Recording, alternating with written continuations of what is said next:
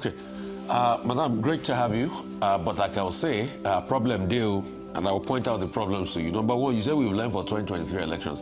I don't think we have learned, though. I don't think we have learned. Till today, we don't know what caused the technical glitch. As long as we don't know that, I will never stop talking about it. We have not learned. Secondly, the thing about the technical glitch is this. As of today, they've not passed the new electoral law that will make most of those gray areas that we talked about after 2023 election justiciable. The National Assembly is dilly-dally. In fact, FIJ reporters did a report of how they've stepped down that bill a couple of times. I think Atiku Abubakar even had to speak about it. Problem deal, with the president signing before election, if you don't sign that bill before election, you don't expect anything to be different. The third problem, from your data here, I see that 41% of the voters sampled earn between 0 naira to 70,000 naira. Problem deal. Because somebody was speaking on Arise the other day. I was saying that, oh, President Tinubu has won the election. They will just give voters 20,000 naira. And if they don't even collect, technical glitch will happen. See, if you have 41% of those sampled earning between 0 to 70,000 naira, and you give those persons 20,000 naira, they make more than 30 or 40% of, or close to 30%, 20 to 30% of what they earn in a month, and they earn it in one just day, and they share 20,000 naira for them. These people will not vote their conscience. They will vote for the person that gave them money. So, problem deal. How can we do sensitization? Because it's a big problem with that too, madam. Yeah, I agree. It hasn't been easy, but we're not relenting. But then, like I always say during our sensitization opportunities and platforms, what is the alternative? So you'll accept 20,000 now, and that takes you for 4 years. So we speak to their conscience to let them see that this country belongs to us, and that the success that will be recorded would be determined by the decisions and choices that they take. So if they think that 20,000 will fix their problem, that's unfortunate. But our messages and messaging is targeted towards ensuring that we continue singing this song until they get it. Yeah, it's not our doing. The Commission does not determine the economic status of citizens. So it's going around, everybody is feeling the economic situation and hardship. And the more reason why citizens and Nigerians should be angry and should take their future into their hands to decide who should best lead them in the next 4 years. If you go back to that report, there is also the issue of candidates, the quality of candidates that are thrown up. The quality of candidates that political parties throw up. And again, the fact that we're tilting more towards candidates, gravitating towards candidates rather than parties. But then the irony or the paradox in that, if you look at what is happening or what has been happening of recent is, so why are candidates ordinarily that you think have what it takes, have succeeded in governance, in delivering dividends of democracy in their spheres or spaces, so why do they need a political party umbrella to protect them? So you should actually put powers in the hands of the candidate. If you know that you have what it takes, you have the capacity and you have the wherewithal, then you can stand on your own irrespective of the political party. So we're hoping that citizens would closely interrogate the candidates that are thrown up, and not just what we're seeing where the political party is the one that, so no matter who you are, whether you have anything to offer or not, once you belong to party A, it's a done deal, you can go to sleep. We're hoping that as we continue to conscientize them and sensitize them, they will hold the feet of the candidates to fire and interrogate them to know what it is they actually have to offer. Okay, like I mentioned earlier, it is not easy, yes. There's a lot of poverty in the land. Madam, but the choice... Madam, the electoral bill also talks about that. The electoral bill, the commission, they haven't. We still have a window of 1 month, hoping that once the National Assembly resumes sitting, they will do the needful and send it to the president. We are also waiting. But going by the 2022 Electoral Act, we have a window of 1 month.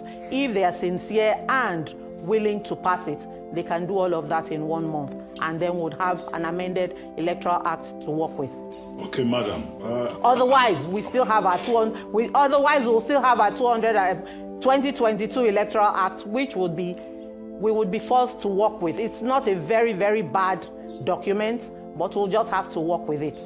Okay, madam. I imagine that INEC did not have to wait for Yiaga Africa to release a report and make projections about 2027 general elections. Part of the work of INEC includes research, studying, looking for areas of improvement. And that was why I asked you the question about voter sensitization, education, mobilization.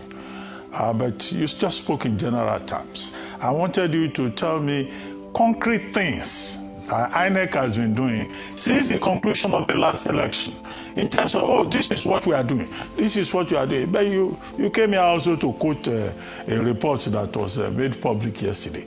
What is the internal process for making sure, because voter education, voter mobilization is not a 1 day, 1 week event, it's a continuous exercise. So I would like to speak up and stand up for yourself in terms of what you are bringing to the table. And then we're told that 76% of Nigerians are not even aware of electoral reform. You are saying we still have a 1 month window.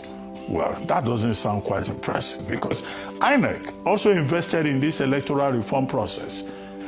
The former INEC chairman was talking about the Electoral Offenders Commission, which he says will be very useful to make INEC more efficient. Is INEC, under this new dispensation, engaging with the National Assembly that, Waziri Adamawa Atiku Abubakar seems to say, is playing possum, sleeping on duty and, foot dragging on this all-important issue of electoral reform? Contrary to what you said, the Electoral Act 2022 is not as good as you present it to be.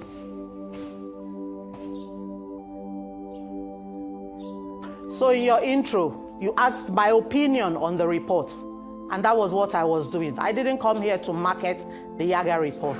You asked my opinion on the report and the provisions and I asked you observations that were made. I asked you what you are doing. I asked you specifically. You ignored the question. Now tell us. I did not ignore the question. Maybe I didn't get that. You asked me a series of questions and I was trying to address them, and at some point you interrupted me. Or I think Ayo now presented her question. So now going back to what we're doing. You said you talked about the National Assembly. We're not the National Assembly, but we work closely with the National Assembly. For the amendments, we work together with them. All the corrections, all the new inputs, we did them side by side alongside with the National Assembly. And so what is left now is for them to pass it and send it to the President for his assent. That we cannot control. There was another thing you mentioned. What is it we are doing? We have a research and we have a research department. They're also conducting their research. For us in Voter Education and Publicity Department, we have designed and developed. Let me give you an example. The FCT election is coming up next month.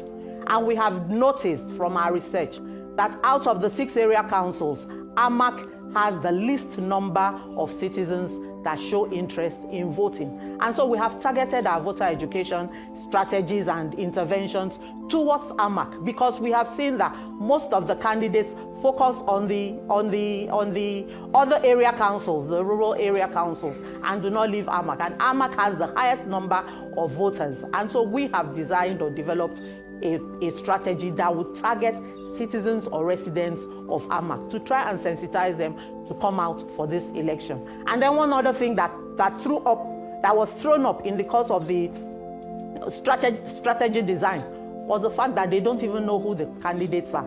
And so you now have this thin line. Are we supposed to now campaign for the candidates or for the political parties? So we are developing strategies based on the demographics.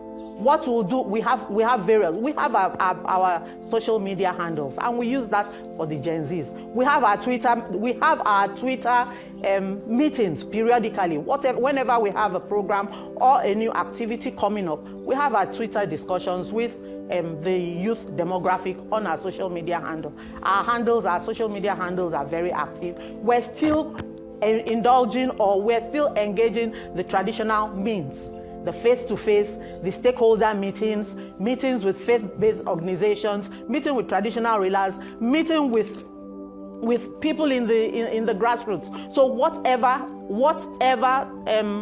demographic or cluster there is will determine the strategy that we adopt. We're not resting on our oars. So when you say that I'm coming here to defend myself, I don't think that is very kind of you, because we have not been sleeping. We are engaging permanently right from immediately after the 2023 general elections. We've been having standalone elections. So there has been a lot of activity. And so as the activities come up, we continue with our voter education interventions.